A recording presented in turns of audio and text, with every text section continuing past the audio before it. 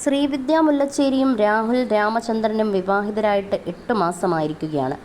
ബ്ലോഗിലൂടെയായി ജീവിത വിശേഷങ്ങളും ഇവർ പങ്കുവെക്കാറുണ്ട്. നിരന്തരമായി കേട്ടുകൊണ്ടിരിക്കുന്ന ചോദ്യങ്ങൾക്ക് മറുപടിയായി എത്തിയിരിക്കുകയാണ് ഇരുവരും. ഇപ്പോൾ കുറച്ചുകൂടി പീസ്ഫുള്ളായിട്ട് വർക്ക് ചെയ്യാൻ കഴിയുന്നുണ്ട്. നേരത്തെയാണെങ്കിൽ 10 മണിയാവുമ്പോൾ വീട്ടിൽ നിന്നും കോൾ വരും. ആ സമയത്ത് ചിലപ്പോൾ എടുക്കാൻ പറ്റിയെന്ന് വരില്ല. ഇപ്പോൾ വിളിച്ചിട്ടുണ്ടാവും, എടുക്കാൻ പറ്റില്ല എന്നത് മനസ്സിലുണ്ടാവും. ഇപ്പോൾ വീട്ടുകാർ അത് കംപ്ലീറ്റ്ലി വിട്ടു. നന്ദുവിനാണെങ്കിൽ വിളിച്ചിട്ട് എടുത്തില്ലെങ്കിൽ മനസ്സിലാവും ഷൂട്ടിലാണെന്ന്. വർക്ക് ചെയ്യാൻ കുറേ കൂടി സ്പേസ് കിട്ടിയെന്നായിരുന്നു ശ്രീവിദ്യ പറഞ്ഞത്.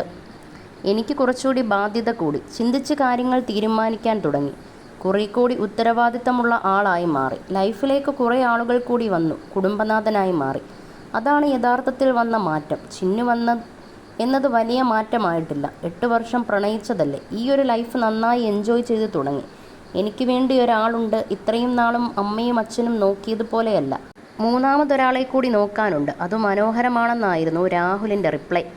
എനിക്കിതിനും മാത്രം മാറ്റമോ പക്വതയോ വന്നിട്ടില്ലെന്ന് ശ്രീവിദ്യ പറഞ്ഞപ്പോൾ നീ ഇങ്ങനെ തന്നെ ഇരിക്കുന്നതാണ് നല്ലതെന്നായിരുന്നു രാഹുലിൻ്റെ മറുപടി.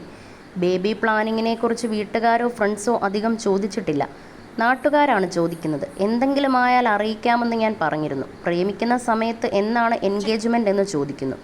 അതിനുശേഷം കല്യാണം, പിന്നെ വിശേഷം. കൊച്ചായില്ലെങ്കിൽ എന്തെങ്കിലും പ്രശ്നമുണ്ടോ എന്ന് ചോദിക്കുന്നു. സീരിയസ് ആയിട്ട് അതേക്കുറിച്ച് ആലോചിച്ച് തുടങ്ങിയിട്ടില്ല. ഈ ഒരു ബേബിയെ തന്നെ നോക്കാൻ സമയമില്ല. പിന്നെയാണ് വേറൊരു ബേബി. പിന്നെ ഇതൊക്കെ ദൈവം തരുന്നതും കൂടിയല്ലേ എന്നായിരുന്നു രാഹുലിൻ്റെ പ്രതികരണം. അടുത്തിടെ തുടങ്ങിയ ബിസിനസ്സിനെക്കുറിച്ചും ഇരുവരും സംസാരിച്ചിരുന്നു. കാസർഗോഡും തിരുവനന്തപുരത്തുമായാണ് തുടങ്ങിയത്. ഫുഡും വസ്ത്രവും എന്നത് ബേസിക്കായിട്ടുള്ള കാര്യമാണല്ലോ. അതാണ് അതിലേക്ക് തന്നെ തിരിഞ്ഞത്. അവസരം വന്നപ്പോൾ അതങ്ങ് തുടങ്ങി. നന്ദുവിന് ഫുഡ് ഭയങ്കര ഇഷ്ടമാണ്. ഹോട്ടൽ മാനേജ്മെൻ്റ് ആണ് പഠിച്ചത്.